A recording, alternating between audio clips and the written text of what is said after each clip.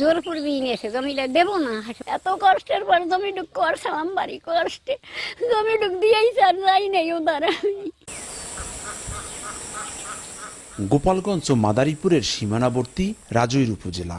অবসরে যাওয়ার 1 মাস আগ পর্যন্ত মাত্র 2 বছরে প্রায় 90 একর জমি কেনা হয়েছে সাবেক আইজিপি বেনজির আহমেদের স্ত্রী জিশান মির্জার নামে। 113টি দলিলে কেনা এসব জমির বেশিরভাগই ফসলি জমি। এত জমি কেনার টাকা যোগান দিতে দুর্নীতি হয়েছে কিনা তা জানতে সাবেক আইজিপিকে সপরিবারে হাজির হতে তলব করেছে দুদক। আর এই সুযোগে নিজেদের উপর হওয়া জবরদস্তির বিষয়ে মুখ খুলতে শুরু করেছেন রাজৈরের ভুক্তভোগীরা। তাদের অভিযোগ, স্ত্রীর নামে জোর করে ফসলি জমি লিখে নিয়েছেন বেনজির আহমেদ, আর এতে সহায়তা করেছেন তৈয়ব আলী নামে স্থানীয় এক ব্যক্তি। জমি লিখে না দিলে নির্যাতনের শিকারও হতে হয়েছে অনেককে। জোর পূর্বী নিয়েছে, জমিটা দেবো না। এত কষ্টের পর জমিটুক করছিলাম, বাড়ি কষ্টে জমিটুক দিয়েই চার যাই নেই ওদের।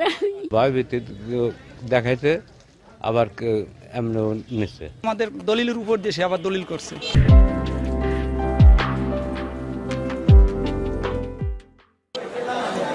জোর করে কারো জমি লিখে নেয়া ফৌজদারি অপরাধ জানিয়ে এর শাস্তি আর প্রান্তিক কৃষকের জমি ফিরিয়ে দেওয়ার দাবি জানিয়েছেন আইনজীবীরা।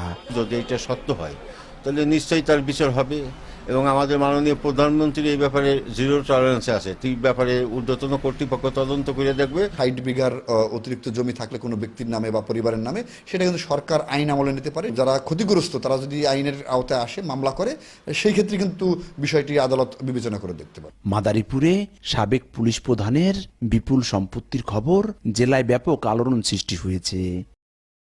সঞ্জয় কর্মকার, অভিজিৎ, সময় সংবাদ, মাদারীপুর।